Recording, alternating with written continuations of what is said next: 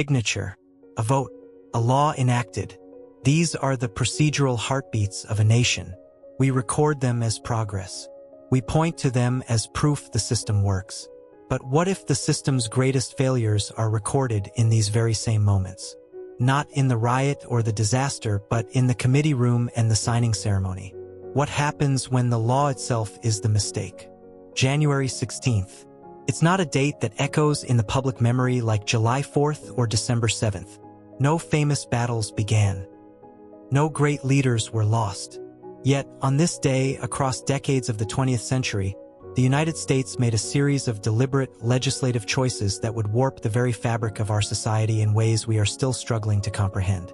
These weren't accidents of nature or spontaneous eruptions of violence. They were cold, calculated acts of policy. Mistakes written in statute and ink. Mistakes that, by their very nature as law, became permanent, replicating, and incredibly difficult to undo. Today, we're going to examine 3 such January 16 THS. In 1936, a law was passed not to help, but to control. In 1991, a law was passed not to define a war, but to make war indefinite. And in 1996, a law, or rather, the killing of a law, was passed not to reveal truth, but to bury it. This is a story about the architecture of error. How a nation can, with a signature, build its own cage. Mistake number 1. Codifying the welfare queen myth, January 16, 1936. The weaponization of welfare. Let's begin in the depths of the Great Depression. 1935. President Roosevelt's New Deal is attempting something unprecedented, creating a federal social safety net.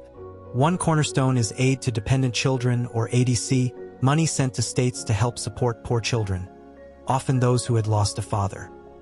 But in the Jim Crow South, this new federal program presented a terrifying problem to the white political establishment.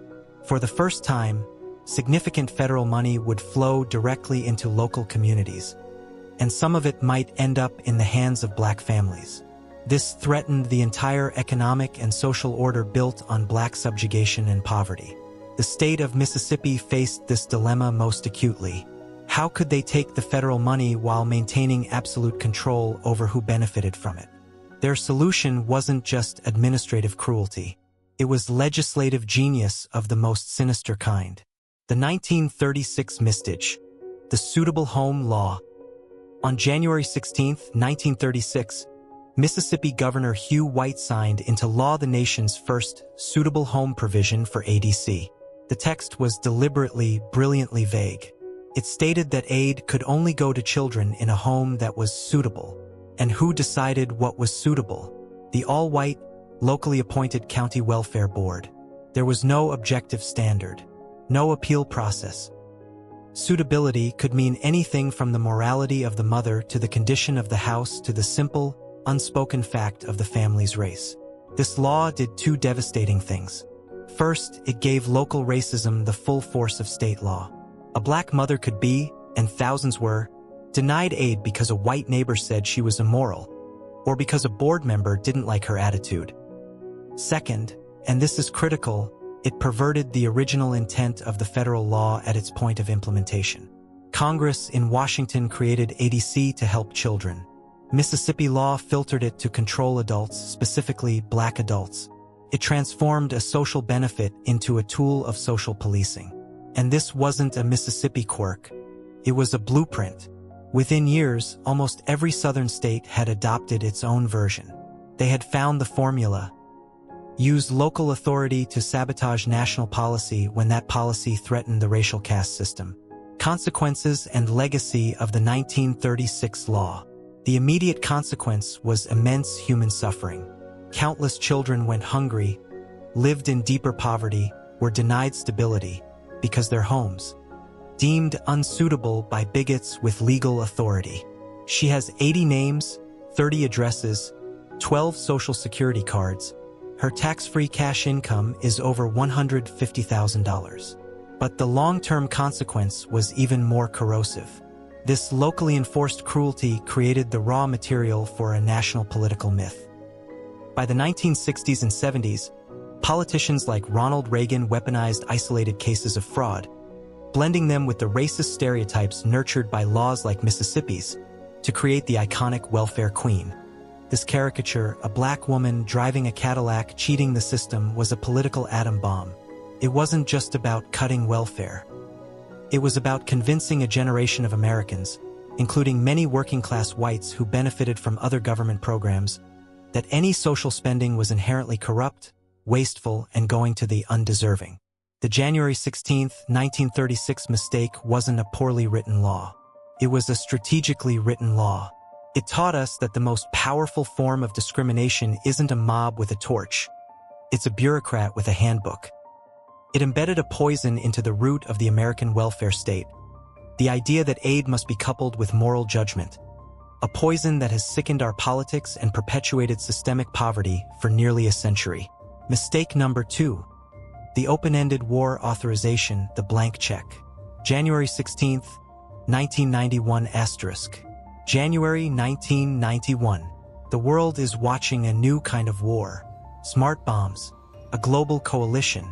After months of buildup following Iraq's invasion of Kuwait, the United States is poised to strike. But in Washington, a constitutional drama is playing out. The Constitution is clear. Congress has the sole power to declare war. But since World War II, that power had been eroding through vague authorizations and presidential maneuvering. The Gulf War presented a chance for Congress to reassert its role. The debate was fierce, televised, historic. And on January 12, 1991, Congress did vote. It was close. They passed an authorization for use of military force, an AUMF, giving President George H.W. Bush the authority to go to war. The bombs started falling on January 17th. But the critical, fatal error had already been locked in.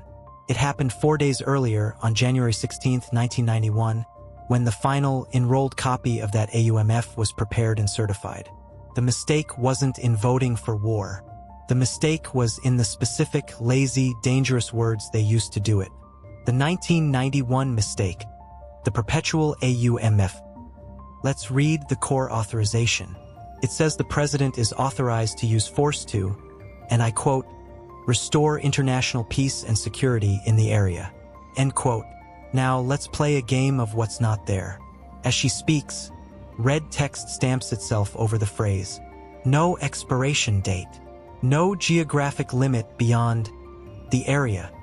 No specific enemy beyond the government of Iraq. Asterisk. This was not a declaration of war against a specific state for a specific objective. This was the legislative equivalent of a blank check. It was an authorization based on a condition, peace and security in the area. A condition so vague it could never be permanently fulfilled. And that's exactly what happened. The 1991 AUMF didn't die when Kuwait was liberated. It became a legal zombie. President George W. Bush cited it in 2002 when seeking a new AUMF against Saddam Hussein. That 2002 AUMF, in turn, was cited by Presidents Obama, Trump, and Biden to justify airstrikes in Syria, operations in Iraq, and actions against groups that didn't even exist in 1991. Congress, in its urgency and desire to share responsibility, had created a reusable perpetual permission slip for war. They had found a way to vote for war without actually taking the difficult, accountable stand of declaring it. Consequences and legacy of the 1991 AUMF.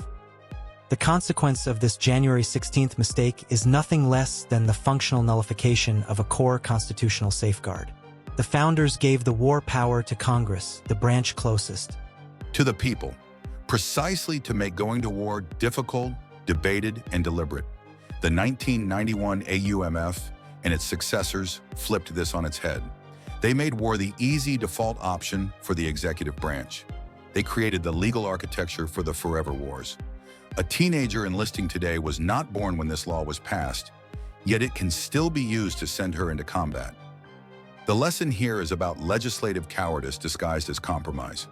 It's the mistake of preferring vague, politically safe language to clear, accountable responsibility. In trying to have it both ways, to authorize force but not own a war, Congress sacrificed its most solemn duty and changed the nature of the American Republic. They traded a check and balance for a rubber stamp. Mistake number 3, abolishing the public truth teller, dismantling truth, January 16th, 1996 asterisk, the mid-1990s. The Cold War is over. The internet is dawning. There's a powerful bipartisan consensus in Washington. Government is bloated, inefficient, a relic of the industrial age. It's time to reinvent it, to make it leaner, more modern. Who could argue with that? But reinvention is a value-neutral term. It doesn't tell you what gets reinvented. Does you reinvent the Pentagon's budget or the Park Service's maintenance schedule? And crucially, what gets eliminated in the name of efficiency? Deep within the State Department, there was a tiny, obscure office most people had never heard of, the Advisory Committee on Historical Diplomatic Documentation. Its mandate was simple but profound: to pressure the State Department to declassify and publish the official, definitive history of U.S. foreign policy. These volumes, called the Afrous series, are the gold standard. They are where historians, journalists, and citizens go to find out what our diplomats and spies actually did, what they said in secret cables, what they recommended to presidents. The committee was the independent watchdog that kept this process honest and timely. The 1996 mistake, killing the committee. On January 16, 1996, as part of the Reinventing Government push, this advisory committee was quietly defunded and abolished. No fanfare, no congressional debate. It was deemed an inefficient redundancy. The result was instantaneous and predictable. Without an independent committee pushing, cajoling, and shaming, the State Department's declassification process slowed to a glacial pace. The official history of the Vietnam War, of interventions in Latin America, of Cold War crises, fell decades behind. The pipeline of public truth was clamped shut. This mistake wasn't an act of malice, it was an act of myopia. It was the triumph of a spreadsheet mentality over a democratic one. In saving a few $1,000s in committee stipends, they sacrificed the single most credible mechanism the government had for telling its own story to its own people. Consequences and legacy of the 1996 decision. And into this vacuum of authoritative truth rushed everything else. The 1990s saw the rise of 24-hour cable news, the birth of the partisan blogosphere, and the dawn of the modern internet.